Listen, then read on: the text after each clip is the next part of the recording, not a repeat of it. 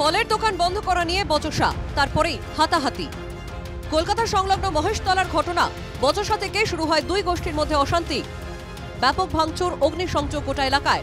বাড়ির ছাদ থেকে পাথর বৃষ্টি। খবর পেয়ে ঘটনাস্থলে গিয়ে আক্রান্ত হয় পুলিশ। ভাঙচুর পুলিশের গাড়ি। পরিস্থিতি সামাল দিতে নামানো হয় র্যাব। ছোড়া হয় কাঁদানে গ্যাসের সেল। মহেশতলার ঘটনায় আরএসএস কর্মীরা জড়িত বলেই পুলিশের দাবি। কিছু হিন্দু ফ্যানাটিক্স তারা এটাতে they are out to fish out of troubled water. তো তাদের ব্যাপারেও কিন্তু আমরা equally will be very harsh on them, এবং তাদেরকে যদি কোনো এই ধরনের কোনো হিন্দুত্ববাদী সংগঠন, কোনো পলিটিক্যাল আউটফিট বা তাদের নেতৃত্ব যদি তাদেরকে এটা ফোমেন্ট করছে, আমরা আমাদের এরিয়ায় আমরা কিন্তু এটা we are not going to allow or tolerate that. এই সময় আমরা 5 জনকে ইন্টারসেপ্ট করে ধরতে সক্ষম হই। তাদের নামগুলো আমরা আপনাদের বলে দিচ্ছি। এদের মধ্যে নবীন চন্দ্র রায় বলে একজন ভদ্রলোক আছেন। এই ভদ্রলোক কিন্তু আমাদের জেরা যখন করেছে, আমাদের যারা তদন্তকারী অফিসার ছিল, তিনি জানিয়েছেন যে তিনি একজন সক্রিয় আরএসএস কর্মী এবং সক্রিয় বিজেপি কর্মী। এলাকার পরিস্থিতি নিয়ন্ত্রণে আছে বলে জানিয়েছেন মহেশতলা পুরসভা 10 নম্বর ওয়ার্ডের কাউন্সিলর। ক্ষতিগ্রস্তদের সাহায্যের আশ্বাসও দিয়েছেন তিনি। পরিস্থিতি সব শান্ত, নর্মাল সিচুয়েশন, আন্ডার কন্ট্রোল। আমরা সবাই মিলে রাস্তায় নেমেছি, সবাইকে বলছি যাতে আর ঘটনার কোনো পুনরাবৃত্তি না হয়, বা বোধ যেখানে কোনো উত্তেজিত না হয়, যেখানে একটু ক্ষতিগ্রস্ত হয়েছে সেখানে যাচ্ছে। উত্তেজনা থাকায় পুলিশের তরফে বৃহস্পতিবারও মাইকিং করা হয় গোটা এলাকায়। পুলিশকে নিজেদের সম্মান রক্ষা করতে হলে রাজ্য সরকারের বিরুদ্ধে বিদ্রোহ করতে হবে, সাফ কথা প্রাক্তন বিজেপি সাংসদ অর্জুন সিং এর।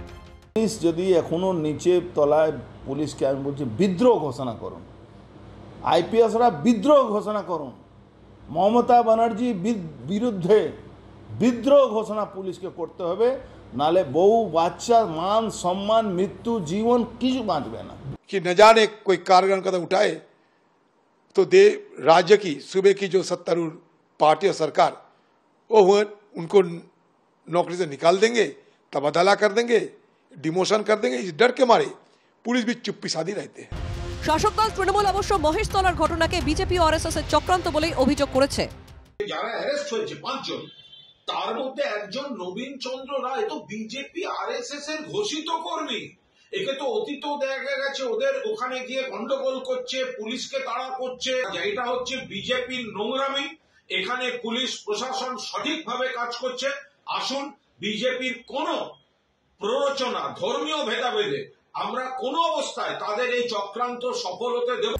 বৃহস্পতিবার মহেশতলা যাওয়ার পথে তারাতলার কাছে বিজেপি রাজ্য সভাপতি সুকান্ত মজুমদার এবং বিজেপি সমর্থকদের আটকায় পুলিশ।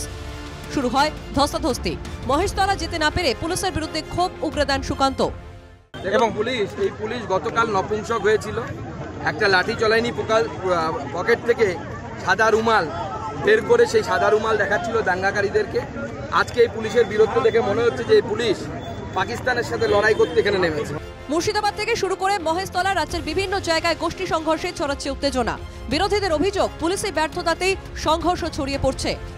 অন্যদিকে শাসক দল সংঘর্ষের দায় চাপাচ্ছে বিরোধীদের ঘাড়ে। Bureau report, NKTV Bangla.